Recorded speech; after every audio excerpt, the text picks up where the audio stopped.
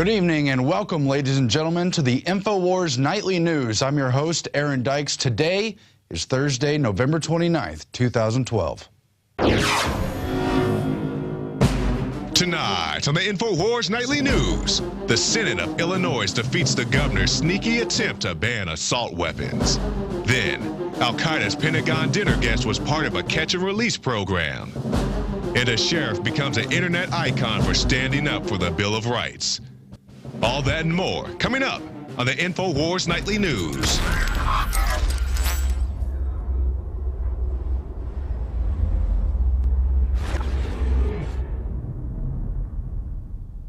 Last week, of course, was Thanksgiving, a time for Americans across the country to recall and give thanks for their family, their many blessings, for the freedoms we were granted in this country that were enumerated by the Constitution.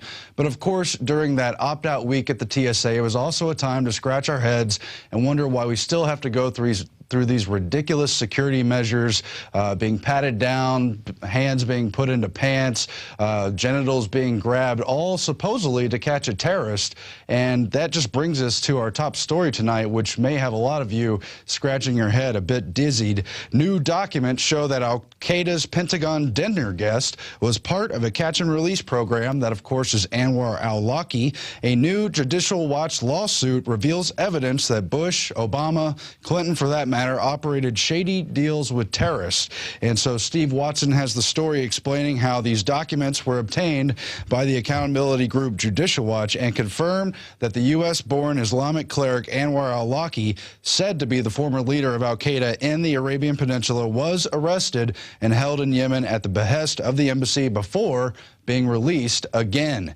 Further, he was invited to the U.S. Embassy in Yemen March 24th, 2011, just 6 months before he was allegedly killed in a drone strike. Now, these documents also corroborate reports that suggest al-Awlaki had been arrested around that time in connection with an al-Qaeda plot to kidnap a U.S. government official. However, his arrest in 2006 was followed by a release in 2007. And you go back in time and follow the crazy history around Anwar al-Awlaki and other alleged hijackers, alleged terrorists, as they're again released, as they're let into the country despite being on watch lists, as they're granted visas, as they're allowed to travel back and forth, all while Americans and regular tourists are treated like criminals and scum in prison lines at airports and now increasingly at bus stations, train depots, you name it. Now, this report about al-Awlaki being officially invited to the U.S. Embassy in Yemen, of course, follows the revelations that were revealed in October of 2010 at Fox News. Exclusive Al-Qaeda leader dined at the Pentagon just months after 9/11. Now, that was in early 2002, just a little bit after those September 11 attacks, when al-Awlaki had been interviewed multiple times by the FBI and other investigative authorities because of his connections to at least 3 of the 9/11 hijackers. Now, he was detained, he was questioned, but he was let go. And this happened over and over again. There's just several rounds of this. Believe the latest time was in September 2007 when FBI agents had him under their detainment, but decided to let him go. Just something we can expect from these terrorists. And the reason for it is because people like Tony Shaffer, Lieutenant Colonel Anthony Shaffer, who helped blow the whistle on much of the intelligence behind 9/11, he said that al-Awlaki was a triple agent. Webster Tarpley, the historian, has called him a patsy and a double agent, and on and on. These people work for the Pentagon. They work for the actual appearance that there's terrorism around the world. They play out these roles in their fictional scenarios. They pose for the pictures to help spread the xenophobia and Islamic fear while conditioning Americans for the real attack, the assault on our Bill of Rights, on our freedom here in this country. And I'm thankful for every freedom we still have, and I'm outraged at the fact that this is how real terrorists get treated, and Americans are considered scum. I could go on, but I won't, but it's important news to check out at Infowars.com. Meanwhile, the Illinois Senate has defeated the governor's sneaky attack to introduce an assault weapons ban into legislation in the state of Illinois, where Barack Obama is from.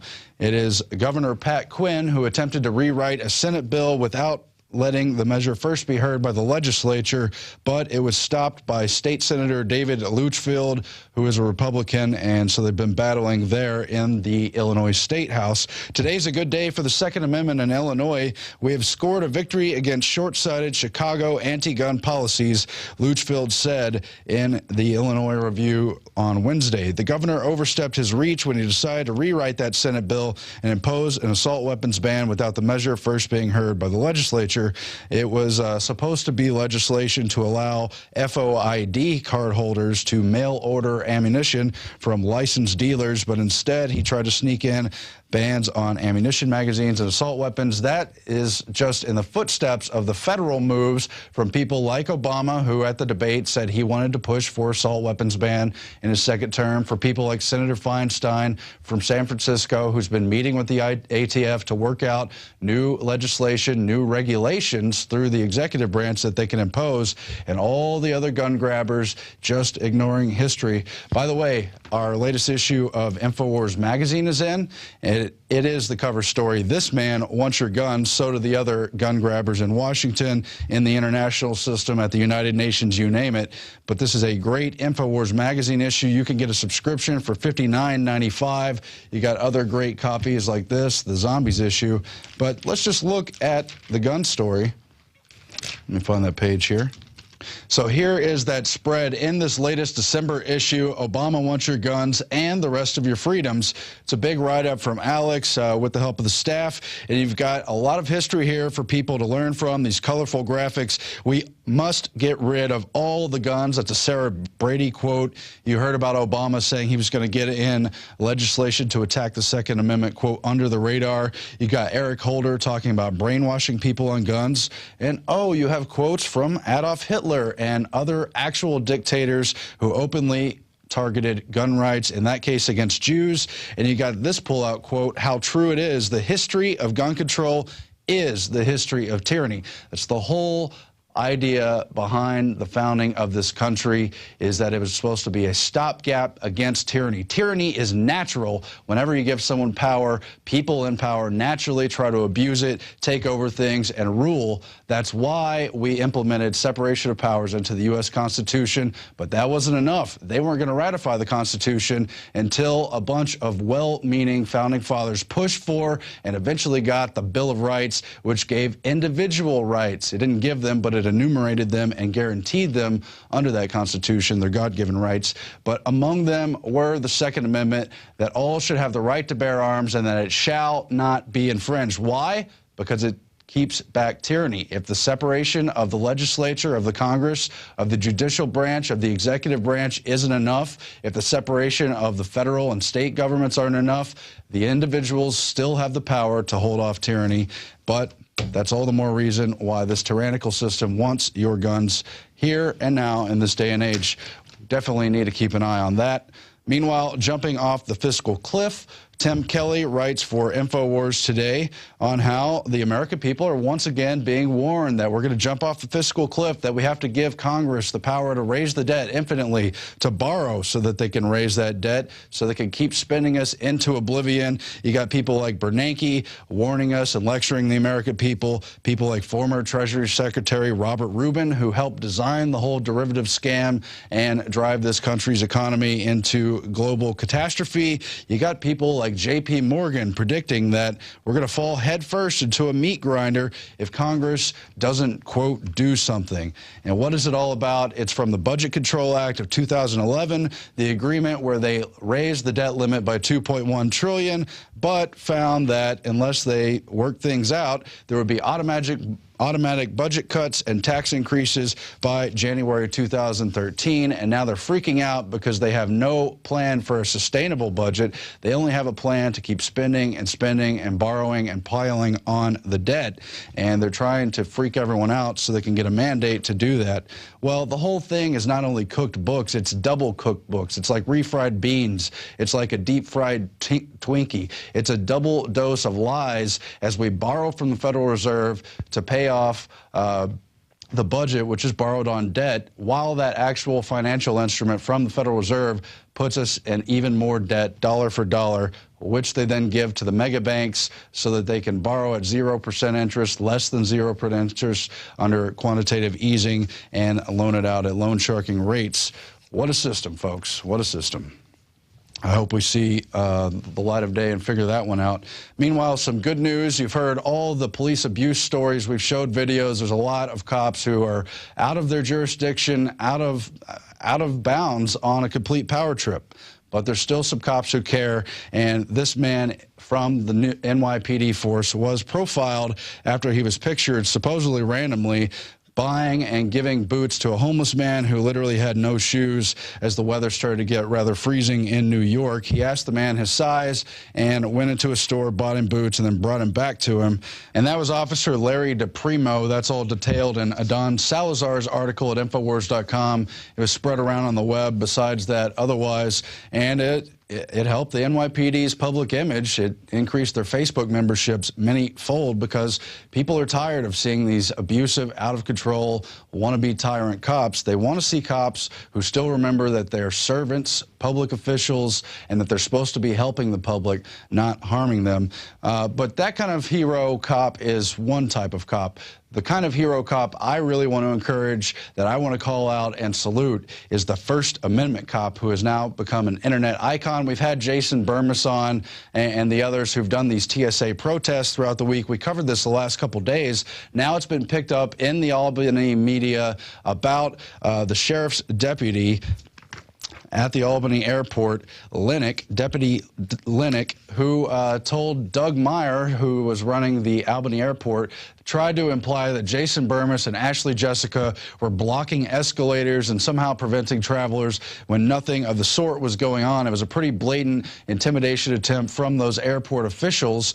And you've got the sheriff's deputy who told him to back off, told him his job is to uphold the Constitution, that these people handing out flyers and filming were doing nothing wrong, nothing illegal. And now he's not only been recognized for that by the Albany news outlet, Channel 13, he's also received a commendation from his department, and that department has had a flood of positive responses, great emails thanking him for upholding the Constitution, for recognizing the First Amendment and free speech rights of these critics of the TSA, Jason Burmis, who of course produced several films here at Infowars.com. And so we just want to commend Sheriff's Deputy Stan Linick and encourage all law enforcement officers out there, whether you're police department, sheriff's department, or some other outfit.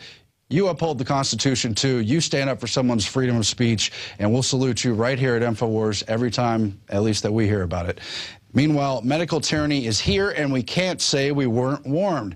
That's Daniel Taylor of Old Thinker News, also published at Infowars.com today, and he profiles Benjamin Rush, who warned back in 1787 that we better put protection for medical freedom in the Constitution, even though it is already implied by life, liberty, and the pursuit of happiness, as well as a number of other provisions in the Constitution.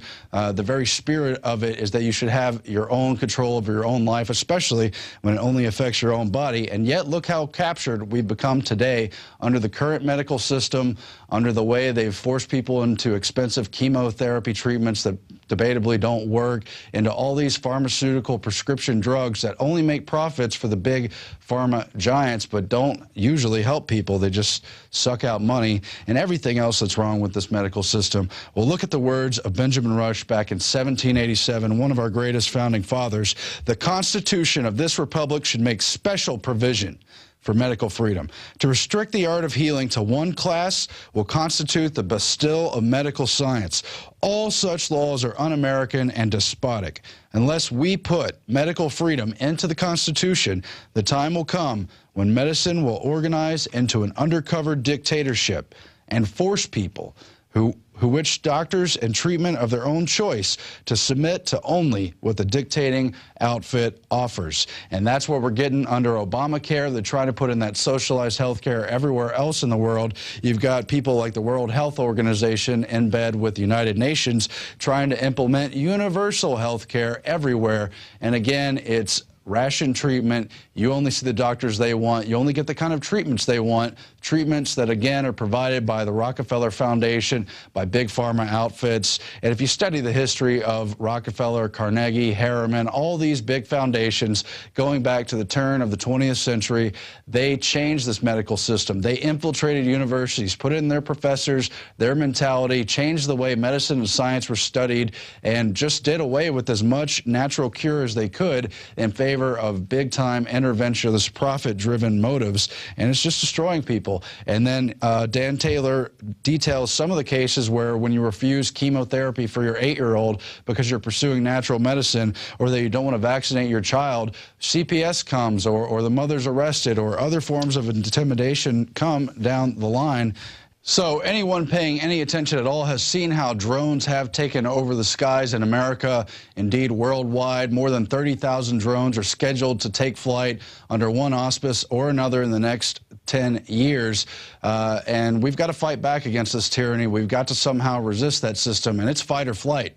In this instance, we're going to give a different meaning to flight. We're calling on #DroneMob for people to gather December 8th at Zilker Park right here in Austin. If you're anywhere in the Texas area, come join us, and we're going to fly drones.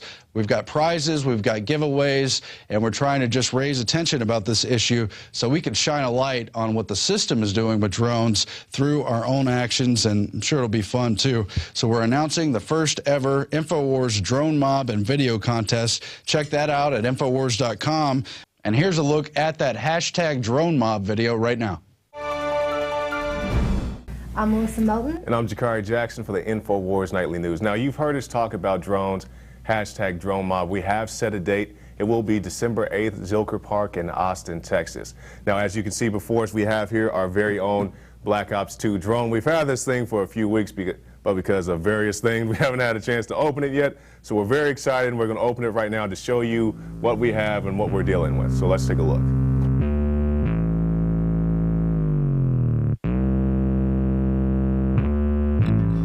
Oh, here we go. Ah, there it is.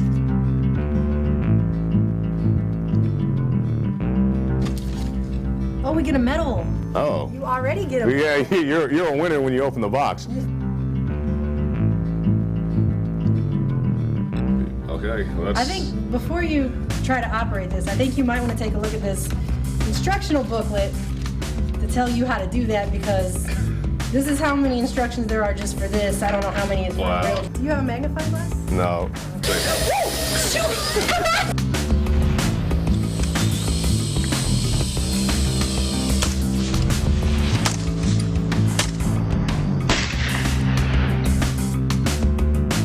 When Infowars last used drones, they were shot down. Not this time. This is a peaceful fly-in contest meant for fun and awareness.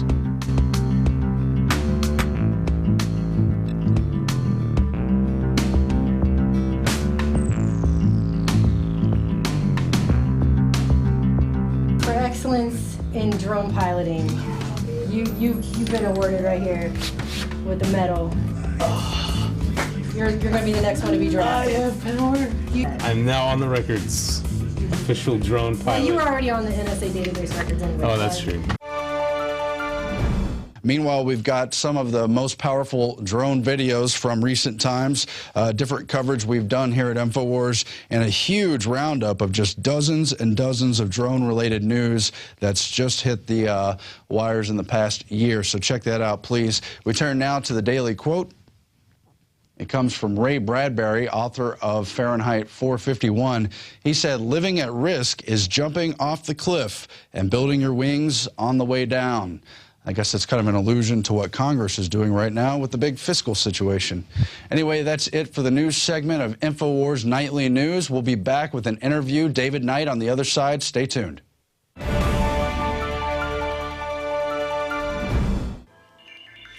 Alex Jones here with a message that could revolutionize health in this country. Going back about a year and a half ago, I began to learn about the incredible health effects of longevity products. Dykes lost 92 pounds. We're going to show you some before and afters. Aaron, break down what happened, your story. I've worked really hard with diet and exercise to try to lose weight, but I just didn't get the results. It just didn't happen. Then I saw what you were doing with InfoWarsTeam.com.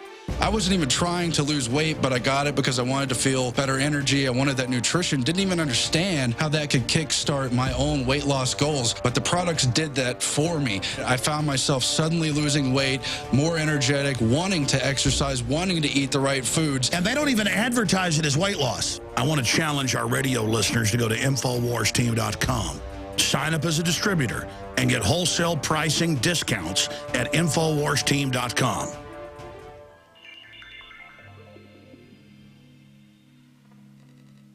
Recently, the Harvard School of Health looked at more than a dozen scientific studies concerning fluoride and confirmed what countless other scientists have been documenting for decades.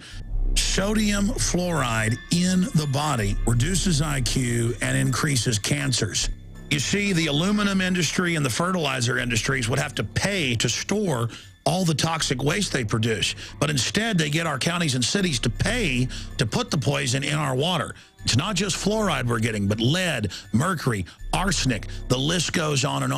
And a lot of this toxic waste comes from China. Unfortunately, fluoride and its derivatives are only one of hundreds of toxins being added to our drinking water. We're battling the globalist on so many fronts. Health is an area where we can all take control of our lives, and it all starts with that basic building block of water. It is time to purify our family's water. The ProPure filtration system with added fluoride filters is the best system from my research to protect you and your family. InfoWarsStore.com already has the lowest prices on ProPure water filtration. But until December 10th, we are going to offer 15% off the already lowest price. I know what I'm giving my family this Christmas. ProPure. Go to InfoWarsStore.com and get 15% off the already lowest price out there with the code WATER15. WATER15, and you get 15% off at InfoWarsStore.com.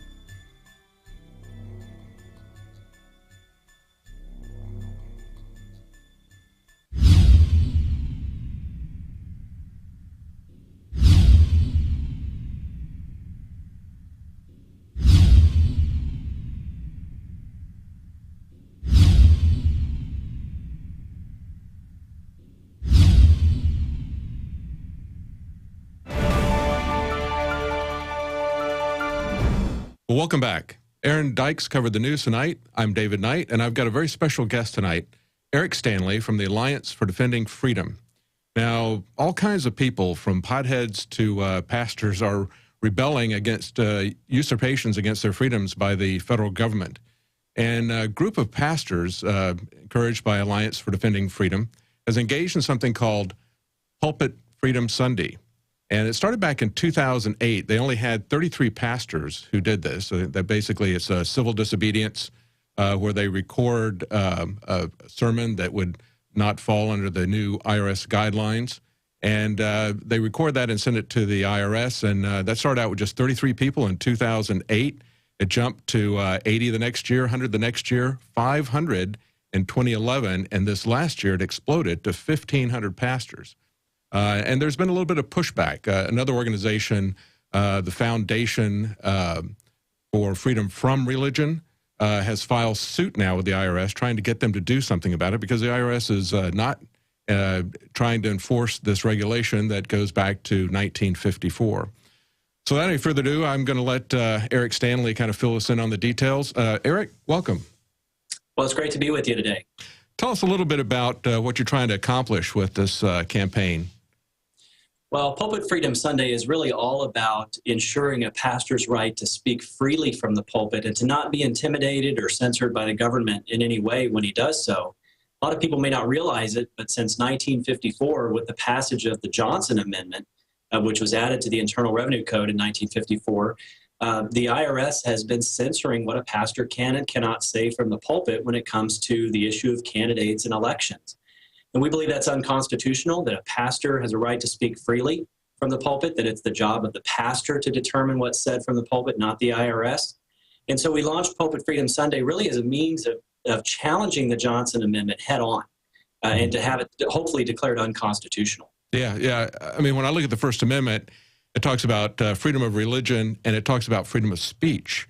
I don't think you can separate those two. I think they're inseparable. You've either got one or the other, don't you? Well, yeah, absolutely. And that's really formed the basis of what our challenge is to the Johnson Amendment. It relates to both freedom of religion and freedom of speech.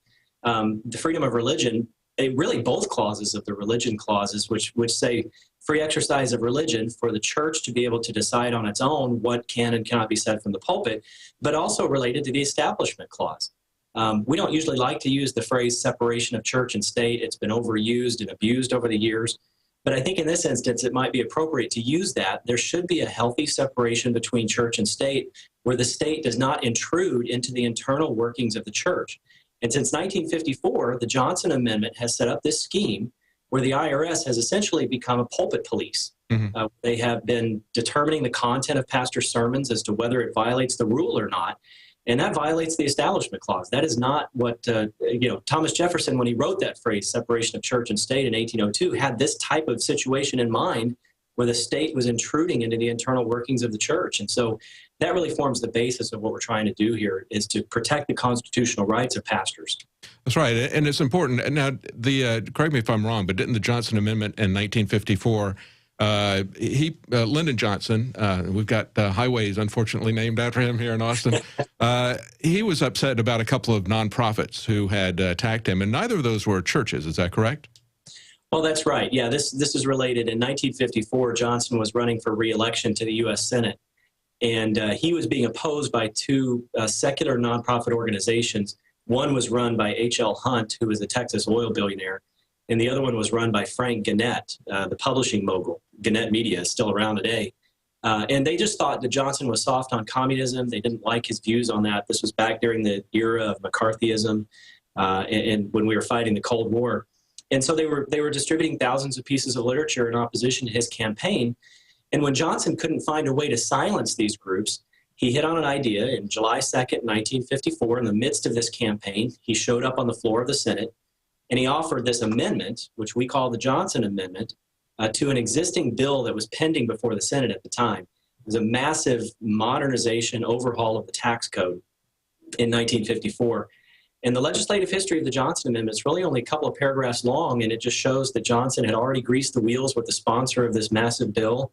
The amendment was agreed to by a voice vote. It went through the conference process, and President Eisenhower signed it into law on August 16th, 1954.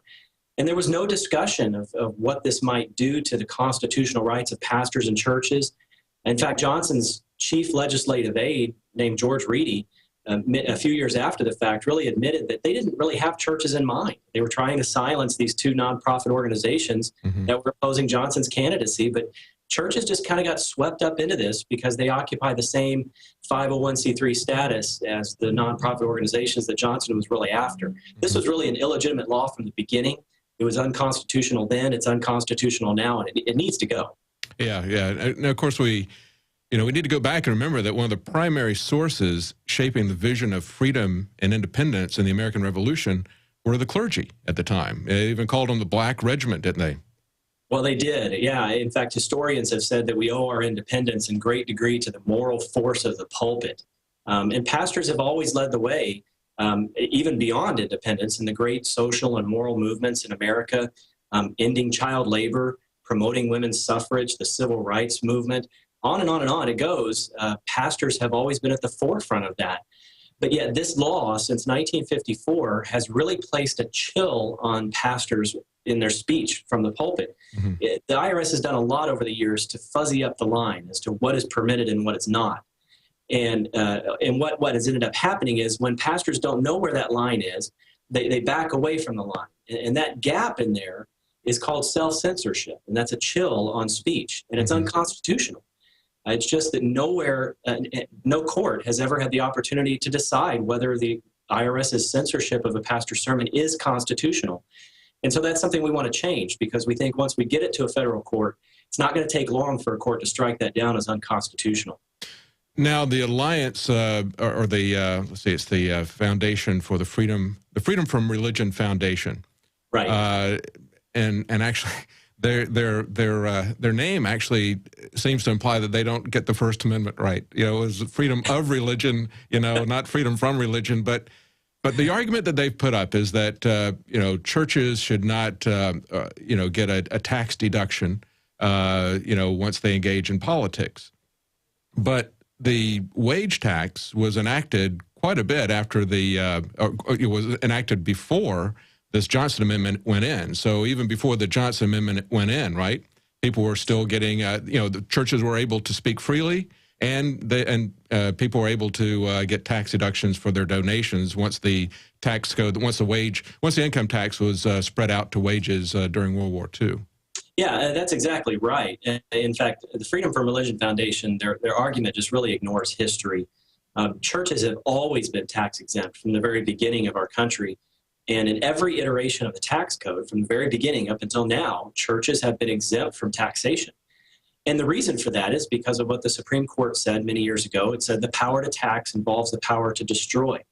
And there's no surer way to destroy the free exercise of religion than to begin taxing it. Mm-hmm. And so our country made the determination that churches needed to be tax exempt to protect that constitutional structure and to protect the free exercise of religion. And for 166 years, from the time of the adoption of the Bill of Rights until 1954, there was absolutely no restriction on what pastors could and could not say from the pulpit. In fact, we've got sermons going back all the way to the election of 1800 when Thomas Jefferson was running for president, where pastors were speaking out both for and against his candidacy for the presidency from the pulpit. Mm-hmm. And nobody questioned whether they ought to be exempt or people ought to get, deductions. At that time there weren't, but nobody questioned whether exemption was an issue. It just, pastors had the right to speak freely. Mm-hmm. It was only when the Johnson Amendment was illegitimately added to the tax code, kind of snuck through by Lyndon Johnson, who was just a powerful politician bent on silencing some opponents, that this speech restriction came into play. And the problem has become over the years is the IRS holds all the cards as to who it gets into court with, when, and how. And it has studiously avoided any court confrontation over this issue for the last 58 years. Mm-hmm. No court anywhere in the country has ever had the opportunity to decide if it's constitutional for the IRS to censor a pastor's sermon. And so Pulpit Freedom Sunday is really a means of testing that and of putting that forward to say, we believe that pastors have a constitutional right to speak freely from their pulpit. And if the IRS doesn't agree with us, then let's submit it to a court. Yeah, that's right. We're going to win. And there have been issues all along with various churches have spoken out, have endorsed candidates, have had people come and speak from their podium, and it seems to be kind of up to the like you said, the IRS hasn't enforced that against anybody, but this is something where you're trying to clarify this, and there have been murmurs and intimidations and that sort of thing, depending on who's in power, whether they want conservative or liberal churches to have politicians to speak there. So there's been kind of a behind-the-scenes intimidation and threat going on there. But you're trying to get this out in the open. Now, you mentioned that it's a power to destroy. Tell us, most churches are set up as 501c organizations, except for some home churches and that sort of thing, but most are set up that way. What would it do to a church if the IRS were to come against them for their tax deduction and stuff? Is there retroactive issues involved for donations? Well, that's the interesting part, because really the IRS, when it comes right down to it, is more bark than bite when it comes to churches. There was a case involving a church that had its tax-exempt letter revoked several years ago, but it never had its tax-exempt status revoked. And churches occupy a unique position in the tax code where they don't need a letter of determination from the IRS to be considered tax exempt. The tax code grants churches an automatic exemption from income taxation. And so, no church has ever had its status revoked. But even assuming the IRS could do something like that, the appeals court in that one case that dealt with the church's letter being revoked said, well, it really might not matter much because churches they survive on donations, which are considered gifts, which is not considered income under the tax code. So most churches don't even have any income to be taxed in the first place. Mm-hmm. The deductions for contributions may be an issue for donors to the church. But, statistics tell us that about 60% of American taxpayers don't even itemize their deductions. They just take the standard deduction. And so, for 60% of churchgoers, that's really not an issue. So really, when it comes down to it, it's more bark than bite. There's not a whole lot the IRS can do to churches. Oh, that's interesting. So tell us what you... It's really bad. Churches have really built up the IRS to be something that it's not, and have given it a lot of power over churches. And our message from the very beginning when we started Pulpit Freedom Sunday has been, no pastor should ever fear the IRS when he stands in his pulpit to proclaim biblical truth. Mm-hmm. And we shouldn't give the IRS that amount of power over what can and cannot be said from the pulpit. Oh, absolutely. I couldn't agree more. I think a lot of pastors have an incorrect understanding of Romans 13 as well, where they almost attribute the divine right of kings to whoever happens to be in authority. And there's a lot of different things that set up somebody's legitimate authority according to Romans 13. It's not just the fact that they're occupying an office or that they're wearing a uniform or something like that. What do you think that this organization hopes to accomplish, this Freedom from Religion Foundation, with this lawsuit against the IRS? And what do you think is going to happen from this point out? Well, to put it bluntly, the only thing they want to accomplish is publicity. Mm-hmm. The lawsuit, I've taken a look at it. It's meritless. I'm betting that it'll get thrown out of court fairly quickly. What the Freedom from Religion Foundation has done is to sue the IRS and to say, you're not enforcing this against churches. In reality, the IRS is enforcing this against churches. And, you know, the Freedom from Religion Foundation can't show how it has been harmed by the IRS's refusal to enforce it against some churches and not others. And, you know, this is the kind of lawsuit that's not going to go anywhere. It's a publicity stunt to bring attention to the fact that, you know, what we're doing with Pulpit Freedom Sunday, basically, is to take on the IRS. Now, so far, the IRS has not taken the bait, so to speak, with Pulpit Freedom Sunday.